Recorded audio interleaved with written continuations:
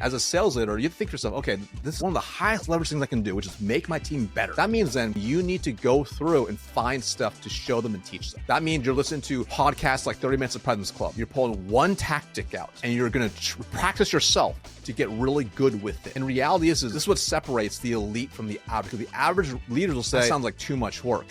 Well, you're right. It is a lot of work, but you know what's even harder? When you miss your number and you go get a new job. That's even harder. But when you're actually really good at your job, you have longevity in your career, it's amazing how much wealth you can build because of it. What's gonna be harder, doing this or like getting a different job because your team's not performing?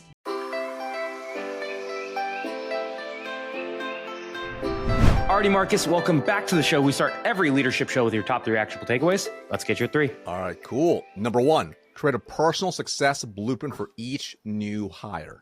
So this is a tool I use to take turnover from over 50% down to sub 20% in the first year of the org, over 100 plus reps, while hitting peak up every single year. So it's really quite simple. So for every new hire or new employees, just sit them down and you can use a Google Sheet and you fill a personal success blueprint that includes at least 5 categories. So, number 1 is going to be their personal goals and income goals. 2 is what drives them personally, so their why. 3 is how best they like to be led.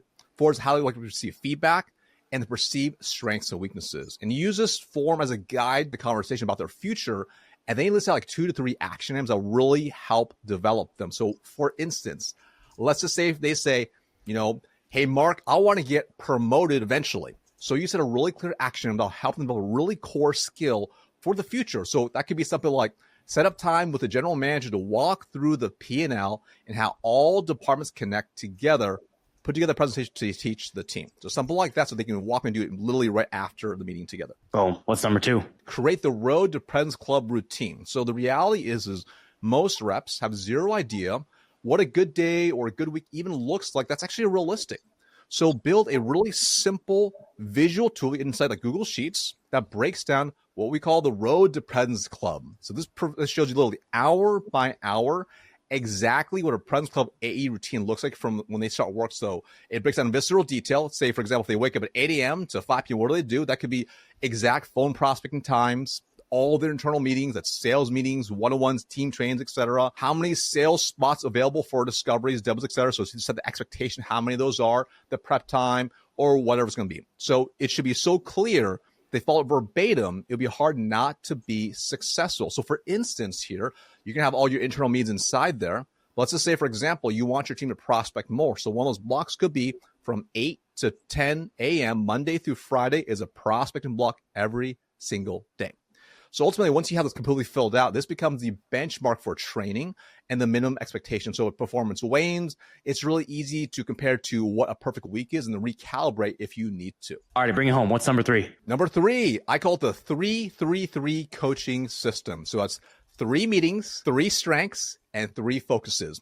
So by the 25th of each month, send out calendar invites for 2 different half days together with each AE on your team. And you set the clear expectation. They are to set up 3 meetings that are a mix of new discovery calls, demos, exec readouts, etc., depending whichever role that they're selling for. Now, the AEs are also to send calendar invites to any prep materials in advance as well. Now, on those half days, you want to meet 15 to 30 minutes in advance of the day to game plan, for a little bit. And then at the end of the half day, a 30-minute block to actually debrief with them together as well. So then you use this opportunity to observe, help, and show your AE how to be successful on the calls, regardless of the development level. So even if they're brand new, if they're struggling, if they're crushing it, you're doing this for every single AE on your team. And then at the end of each half day, you review the day together with them. And you identify 3 things they excelled in. And then you just pick only 3 things to focus on that will make the greatest impact. So don't give them 100 things. The 3 things that'll give them the greatest impact across their whole sales process. And you make sure whatever you pick, you are crystal clear on the what, the how, and the why. So literally they can walk away, implement literally immediately. If you do this consistently, you'll see your team's skills and results improve over time while you build massive trust with them. That's beyond just checking the box. I want to go back to this personal success blueprint, Marcus. I've seen a lot of people work with their teams on a Google document that try to get at what is this rep's motivation? How do I support them? And then literally 15 minutes after they finish the doc, it's never referred to, looked at, or mentioned again, right? How are you getting this built into the DNA of your team so that it becomes like something that's useful and not a one-off exercise? You're absolutely right, Mark. Most of the time, people treat this like a flavor of the week or a one-time event. You want this to be part of their journey. So there's a couple things I would highly recommend. So I think number one, when you actually walk through the personal success blueprint, that should be the only objective of the meeting. So literally, like, this is the meeting. We're only doing this single thing. So you are creating significance around that. Then number two, let them know in 6 months, we're going to discuss this again. Now, if you're managing your calendar tightly, I will literally at that time, just like you're booking a prospect or the dentist, open your calendar up. You book that meeting 6 months from now. You put it into your calendar so it's set on your calendar on there. Even if you need to adjust it a little bit, let's get a little closer, at least it's on the calendar and they see it, they accept it, and they realize, whoa, this leader takes it very, very seriously. Now, if you don't want to put it on your calendar, this is what I did personally because my calendar got crazy all the time. I actually just had a tickler in my invite that I just created to say, hey, set up development conversation with X. So that way I'll see it like, oh, it's time to do it. And that way, when it pops up, you book that new time with them. And what's actually really amazing is when you do it the second time with them, they're blown away, Mark, because they're like, okay, I thought this was like you just kind of checking the box. You actually sat down with me initially. No one's ever done that. And now you actually follow back up and you're actually holding me accountable to these action items. And they realize now you actually truly care. And it's amazing because at this point, let's say they're brand new, you've now had 6 months of developing trust and relationship with them, rapport. So as long as you're consistent, they really see that you truly want them to win. So this is actually how you get them to perform and reduce turnover while also deploying discretionary effort at a whole new level. I guess what I would be nervous about is doing this and setting an expectation. And then my managers are now like not doing it because it's like not in their face every day. I'm not going to bring this up before every one-on-one and be like, oh, let me remember how Marcus wants me to give feedback. So how do you get like into the manager so that it's useful? Yeah, great question. So I think the first piece is, if you're overseeing managers, you do the same thing with your managers. So the greatest leaders lead not by just what they tell their people to do. They actually do it with their leaders. So I'll give you a really simple example. So, I went from, managing, I was a sales manager running a group team with 6 to 20 reps. Okay. Overnight got promoted and suddenly I ran an 85 person org with 8 different sales managers at the time. Right. One of my first things I did with each of them is with literally this exact thing, each leader. And they're shocked because they're like, no one's ever done this before, right? And then I actually then did with each of their reps. So I actually showed them what good looks like. At each of the reps, I sat on each of the reps. They saw me run through their team of 8 to 12 reps individually with them. So the first year, while I was helping them develop this rhythm, they saw me do that. And 6 months later, when I was back in town again, I did the same thing with the reps again. And I did the same thing with them as well.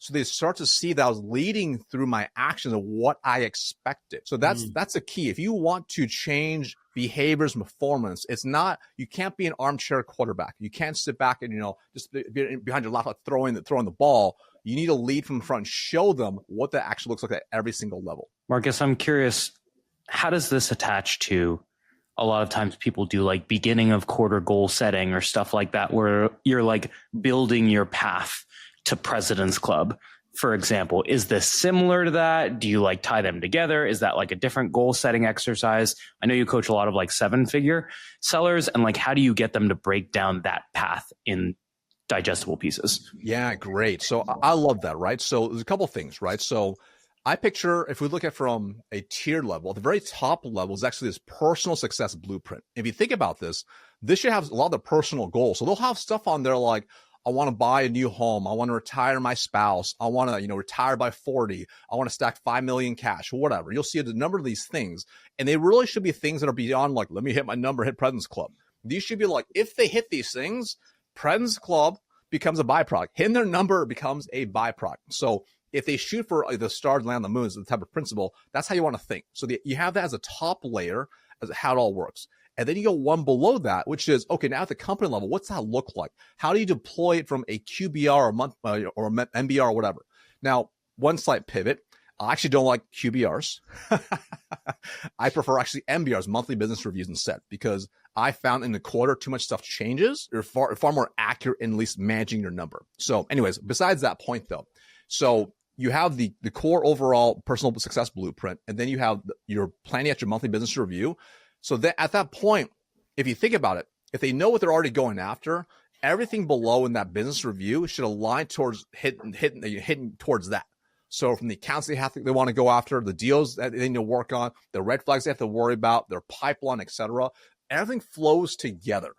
So we don't want to treat it as like separate events. It's all part of the journey of helping them get to where they want to go, because ultimately, if they are clear on their executional path, they're going to have a high likelihood to actually get to where they want to go. But this is where there's so many systems in place that feed into each other, right? So you have the personal success blueprint, then you have the monthly business review, like I mentioned, right? But then on top of that, every single week, you're doing certain things as a sales leader to drive performance.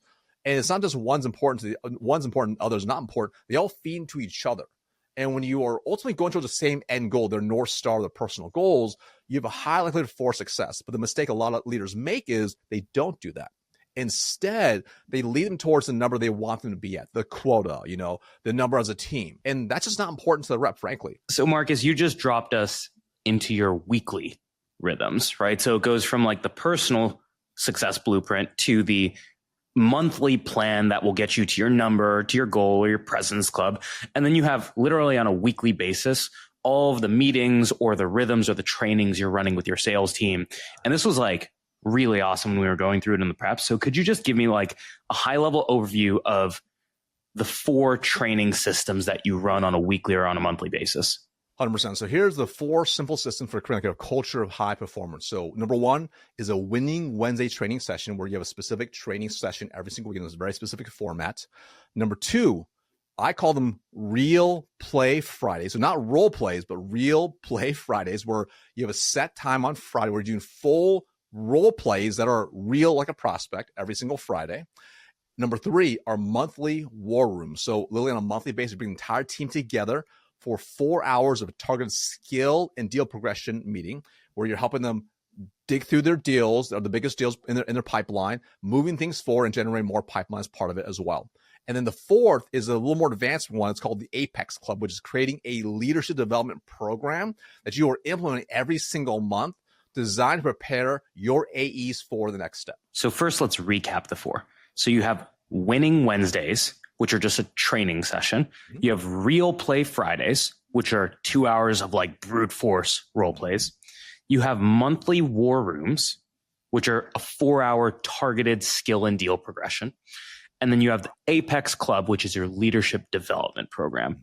Let's start with the Winning Wednesday training session. What are you training on? Who's running the training? What are the keys to running this right? The beautiful part is this should be very easy to implement literally every single week. So it's a week, it's set on the calendar for every single rep at set time. So I loved Wednesdays, right? Because, reps can start off the week, hopefully kind of excited for the week, but then they get kind of run down a little bit. The Wednesday's a bit of a pick me up. Okay. So it's going to be a weekly training session every single week that follows a very specific format. Now, first off, before I go into that, the way you get topics is actually very easy.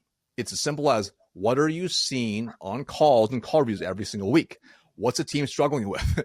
Those are clear signs. It's not you just picking like, oh, I found some interesting training on YouTube or whatever. It's like, oh, the team is struggling with this, right? Or, oh, like we really struggle with multi-threading. We need to run a 4-week session on multi-threading, messaging, et cetera, to really improve those skills. So the ideas are all around you. Pay close attention. All right. Now, here's how you do it. So here's how you structure. You start the meeting off very simple. So first off, before you dive into it, each AE shares a win so far in the week. So you have them go round table on the Zoom or whatever, or in person.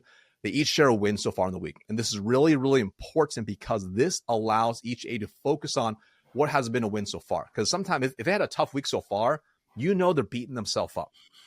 This gives them a chance to think, okay, what was a win so far? It gets them to kind of pull themselves out of it to reframe their mind. So half the time, that mental game is like everything, right? If you will. So get them to reprogram that territory between their ears. So after they share a win, then you go through and you teach something specific. So the framework is first you teach the exact framework the team needs to improve. So for instance, if I'm teaching, let's call it, my objection handling framework, it's like, hey, here's how we handle objection. It's HEART, and you explain what it is and what it's all about. Now, that should be maybe 5 or 10 minutes or so. It shouldn't be too complex. Give them exact wording to say, scripting framework, et cetera, to follow. Right? Make it so simple they can do it literally after you hear. Now, here's the thing. They're going to be skeptical depending on how long you work with them, how much they trust you. So then you're going to role play as a leader live with your AE. And you want your AE to be tough. So you pick someone that is probably going to kind of bust you up a little bit. And you pick them. and say, we're gonna role play now. Like, like throw me an objection. I'll be the salesperson. You be the prospect, and you do it live with them. And they're gonna try to throw you curveballs. And this is why you need to know your stuff as a leader. So when you do it live with them and you show them how it's done, it's amazing how much trust you actually build with the team. And then the team they go role play with each other, and for the next 30 minutes, so they're actually doing it live. And you're encouraging them to be tough on each other, and they provide feedback for each other, and you're just listening in. So if you're on Zoom, you're hopping in different rooms, and you're listening, giving feedback, and you're coaching, just like you're watching them coach and practice on the field. So that's really key. If you do it every single week like that, you'll see a skill increase. And at the very end, you have time, you pick one person to do it live in front of everybody. So oftentimes that peer feedback is always the hardest. So you put them in uncomfortable environments intentionally to thicken their skin and make them better. So because you don't want them to practice on prospects, you want them to practice with each other. So you pull one person, they practice in front of everyone gives them kudos, gives them feedback, and then the meeting wraps up and they go crush the day. Your cold email reply rates literally triple if you pair them with a cold call. Right now, you can get 34% off our 30 Minutes to President's Club outbound bundle, which includes our cold calling course, Cold Calls to President's Club, which will teach you exactly what to do, what to say, and how to sound for every single step of a cold call. It also includes our cold email course, which will teach you how to write personalized, one-to-one feeling cold emails in minutes, not hours, and how to make world-class offers to your buyer to solicit responses instead of just asking for time. And so if you go to 30mpc.com/courses, go check out our outbound bundle, and you will find yourself booking meeting after meeting after meeting and on your way to President's Club. Dude, I imagine this being like a killer Wednesday session that most teams run maybe once a month. You're having a sales leader break down one framework. Then the sales leader does the role play with an AE who's going to grill them. So it's like, I can get grilled so you can get grilled. Then you pair them up to role play on their own. You're dropping in rooms, giving feedback.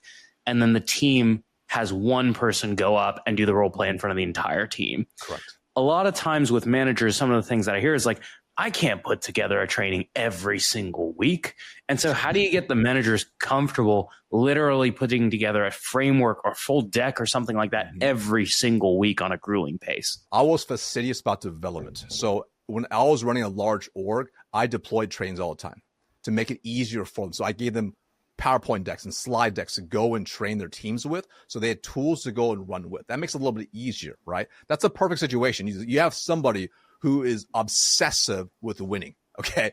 And they're obsessed with making their org win, so they do stuff like that. Now, you may not have that, which is okay, right? So that means then, as a sales leader, you have to think to yourself, okay, this is one of the highest leverage things I can do, which is make my team better, right? That's one of those highest leverage things you can do. That means then, if you aren't good at thinking in frameworks and come up with ideas like that, is then you need to go through and find stuff to show them and teach them, right? That means you're listening to podcasts like 30 Minutes of President's Club. You're pulling one tactic out and you're going to practice yourself to get really good with it, right? And reality is this is what separates the elite from the average. Because the average leaders will say, that sounds like too much work. Well, you're right. It is a lot of work. But you know what's even harder? When you miss your number and you go get a new job. That's even harder. But when you're actually really good at your job, you have longevity in your career, it's amazing how much wealth you can build because of it, right? So it's kind of like you get to choose your heart. What's going to be harder, doing this or like getting a different job because your team's not performing? So Marcus, we got Winning Wednesdays. We got this rhythm now, hour every single week. Guess what, managers? Your job is to get your team better. So we're going to give you time to do it every single week, right? And now you move into something else, which is Real Play Fridays. Real Play Fridays. Now, a little context around this because when I started as a sales leader, I didn't have this, by the way, right? Because one of the things is, I was doing the Winning Wednesdays training, which is great, and you're getting skill development. But sometimes if you have a bigger team, my team got bigger, I found that some of the reps didn't get enough time for role plays and repetition. So what they were doing is they were just practicing on prospects, which is a very dangerous thing to do. You're putting ill will out there, you're losing deals. It's not a good thing to do, right? So I started to implement Real Play Fridays. So what this was for every new hire or anybody who's not performing, and I also made it open to other people, is I set up on a time on Friday for 2 hours to do full real plays. So these are like not just role plays. This is where you as a sales leader act as a toughest prospect, and you run through full scenarios of the reps on the discovery, demo, whatever, right? And they're coming in and they're role playing with you, and you're just being tough on them, right? You're getting them bloody behind closed doors. So this is like some of the most valuable time to start doing it, right? And Some out there are like, oh, it sounds kind of intense. It was intense. It was intentionally intense. But what was really interesting was when I started to do this, the new hires, well, they got better faster. The underperformers started performing as well. But even the top reps started coming. So they're like, they thought that they're like missing out because we're having fun doing it. We're doing it. And then we're having fun. We're like, we're laughing, we're messing up. It's like, it's not like a serious thing. It's just like, we're just trying to improve our skills. So when they saw that, they started coming as well. They started coaching the reps too. So it became part of the culture. It wasn't just like, for underperformers or new hires. It was like, hey, if you want to increase your skills and you have time, you don't have any meetings, come join the Real Play Fridays and we're going to practice your skills. And the really cool part is like over time, you just start to see them develop much faster. So I knew, for instance, a new hire, by the time I opened a job requisition, but by the time they started hitting an okay number, took 157 days. That's open job rec to at least closing some sort of deal. That meant I'd have open territories that are underperforming. So I had to close that gap. Stuff like this help close the gap. So they're literally closing deals, like booking means closing within our first month. So this is drastically important because I knew I was always up against the clock. If you already run 20, 30% turnover every single year, you're at a disadvantage every time you have new hires. So you have to be strategic in how you constantly upskill your team and get them skilled as fast as possible, because otherwise you're going to miss your number. So I want to do a real, you convinced me. I want to do a real play session, but I'm having trouble picturing it in my mind.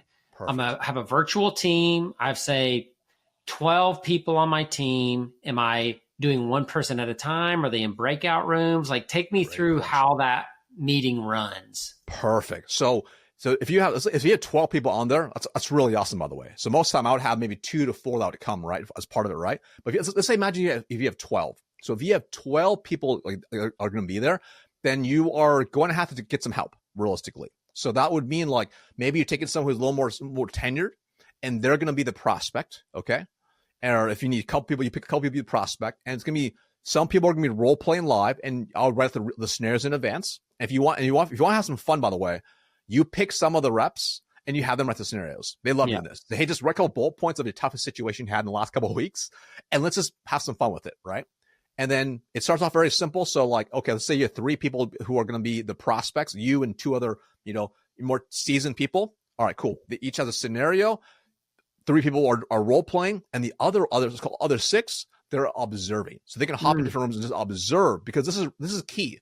Because sometimes it's kind of like, it's easier to coach other people but yourself, right? But when they start to coach other people, they actually start to improve their own self-awareness. Yeah. So it's what it is. You're almost like watching game tapes live with each other, right?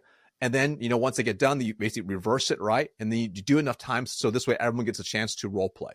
So that can be really powerful. Now, depending on the level of resourcing you have, if you have other department heads who maybe have some sort of sales acumen, or maybe, how buyers buy, get them involved too. So I actually would get other people as well if I was having a larger session, I get other people involved as well. So they can be a tough prospect too. Like, for example, someone from CS, get someone from CS come over who does all the complaints.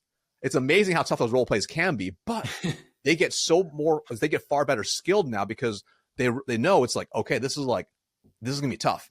And the more you can do it, the more consistent you are, the better it's going to be. Now, it won't be easy to start doing, but you have to make it a habit. So this is why, as a sales leader, you have that Road to President's Club, you have these set blocks in your calendar for yourself and the team, so they can come in there and you're creating an environment for success. So I got my team, I'm on Zoom.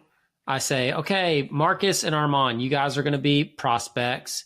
Susie and Sally, you guys are going to be sellers. Go off into a breakout room or something like that. Mm-hmm. And then I'm going to, some people are going to go to one, some people they're going to watch and observe and watch those role plays. Then when the role play's over, they come back together and you discuss, like, what did we learn? How can we do it better? Is that kind of how it works? So it depends on how you want to do it. So there's no right or wrong way to do it. Okay. So like, for instance, like it depending on how good those other 2 people are that are going to be prospects. So let's just say they're pretty good reps and they've been around for a little bit. They're pretty savvy.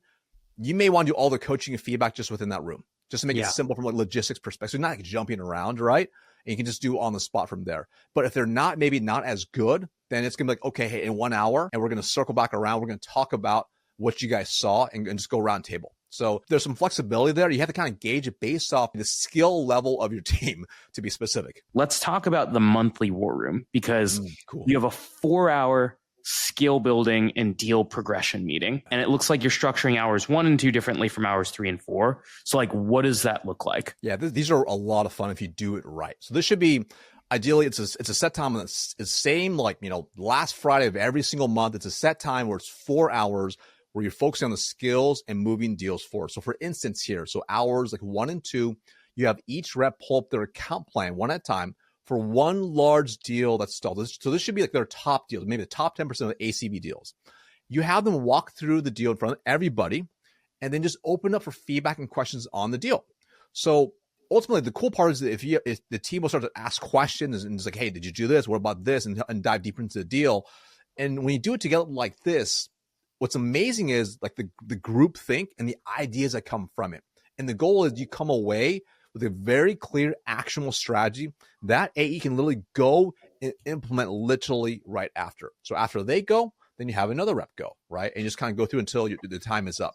And then hours 3 and 4, now it's about deploying the strategy. So whatever they came up with to do to follow in that first couple hours, now they go through and they deploy a strategy. They can also go through any other stalled deals. They can use what happens is they're like, now the gears are turning. They're like, oh, here's this other deal. It's really some I haven't thought through this way, right? And they can start executing, moving forward. And if they don't have enough opportunities to work, then they work on identifying, researching, and adding new opportunities to add to their pipeline. But this way, you're moving your biggest deals forward, and you're generating more pipeline through a very set, focused time every single month at a set time on a set day each month. Do you have them go do it and then come back and be like, hey, this is what happened. This is how it's working. Is there like kind of like a live stream of what's happening? You're exactly right. So depending on the team and where they are at, right? Like we literally would huddle every hour. Hours, so hour 3, they go through and deploy, 50-minute timer. They bust their butt, put in the work in for 50 minutes, 10-minute break. They hit the restroom, get some drinks, and then come back and we discuss how did the first 50 minutes go. And what happens is there's a lot of peer accountability. Nobody wants to say, hey, you know what, the 2 hours we spent earlier today, I didn't do anything. Yeah. They're like, this is what I did. This is the lead that generated. This is what I booked, right? And if they were booking opportunities, we'd actually have them write out who they booked, the accounts, and who it was with. So this way people could see who it was. Because what happened was, especially for we sold to all industries. So for instance, let's just say they sold into Providence healthcare system. It's a healthcare system, right? And they booked a certain means, maybe the clinic side. We're like, oh, okay, we also have, the actual hospital side over in this other part of the territory. So now we can reference that, and that other rep can now call into this other opportunity. So we actually use to feed off each other. So you have to create some of these systems for accountability, such as these huddles, to help deploy that. And then, 50 minutes goes by, they go and they deploy more work. And then before they wrap up, they get together at the break and they share the results again. And the cool part is like, you'll make progress, but like the team is like buzzing because they're actually making progress. Because sometimes they get so busy, especially if they have a large like portfolio of accounts, they get so busy with the other accounts. This is like the focus on the biggest accounts that they have. And they're like, okay, I actually really move the needle. It's like deep strategic work that you're helping them focus on because you're creating the environment for success. Dude, amazing show. We talked about a lot of good habits that sales leaders can exhibit. But our final question is this: what is one bad habit that every sales leader should break so that all teams can get it to President's Club? Allowing mediocrity to seep into the team. Like when you set the expectation and standard for how things need to perform and you allow people to break that rule. I'm not saying just be a stickler to be a stickler. When you allow mediocrity to seep into the team, you are saying it's okay to do these things. It's okay to break the rules. It's okay to not hold yourself to a certain standard. And this applies across the board. You could have a President's Club level rep. And if you have the mandate, hey, we as a team, this is what we do every Wednesday to train the team, to help become better. This is what everyone needs to do. And that top rep's like, I'm too good for that. And you allow that to happen. You actually allow mediocrity to happen. You're allowing them to say, the rules don't apply to me. So you have to be always very, very careful allowing that mentality across the board, that they have to have a growth mindset. And it starts with you as the leader. So you can say it all that you want, but how do your actions show it? And everything we discussed today, as you've seen, is you leading from the front. When you lead from the front and you show expectations up here, and this is how I perform as myself, the team will follow suit. And those who can't follow suit, that's okay. You can then top grade the team and bring people in who are willing to follow that culture. Amazing show. Everyone, hang on for a 60-second recap coming up soon. All right, folks, it's time for a 3-step recap and one thing you can do. All right, 3-step recap. Number 1, lock in your winning Wednesdays, where every single Wednesday run a 1-hour training with your team. You can run it, a top rep can run it, your manager can run it, but passing this off to enablement is purely an excuse to claim that you are developing your team, when in reality, you're passing it off to someone who, frankly, should be the one who's helping one of your top reps run the training or helping you run the training. That's number 1. Number 2, real play Fridays. So not role play Fridays, but 2 hours of intense scenarios. Ideally, if you can find the prospect at your company. So if you sell to CFOs, get your CFO to come in there and be the role play partner. That's what you want to do. And you should be getting your group in multiple reps back to back to back. Do not let your reps practice in the game. That's number 2. And then lastly, number 3, monthly war rooms. You're going to block off 4 hours and you're going to take all your stalled deals with your reps and you are literally going to find a way to get them on or off. They're going to make the calls in the room. They're going to say exactly what they're going to do in the room. You might do an exec over the top in the room, but you are going to move your biggest, baddest, stallest deals. Alrighty, Mark, what's one thing that people should do? Listen, I think right now what you should do is you should find your buyer persona in your company. You should buy them lunch. You should go interview them and ask them how they might make a purchase with what you sell, right? And then set up some time to do some role plays. This is an interesting little exercise that we used to do at Outreach. When we'd onboard SDRs and AEs and do prospecting, we would have them call me and the other VPs of sales in the company, and they had to book a meeting, and anybody that booked a meeting got a $100 bonus during onboarding.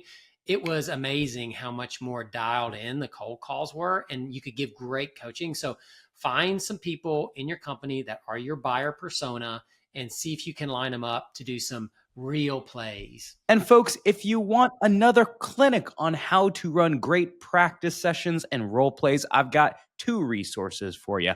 I believe the first ever leadership episode we recorded was with the legendary KD Kevin Dorsey on how to run practice sessions and role plays. If you haven't listened to that leadership episode, sometimes those first ones are just goodies. So go listen to that one. And then we also put together a full newsletter with KD on how he runs those in written form. So go check that out, folks. And if you like what you see, the number one way that you can support this show is by clicking that subscribe button on YouTube right now, because that is where we're focusing a lot of our attention. It tells the algorithm that you like what we're doing and we do more stuff like this. Alrighty, folks. Peace.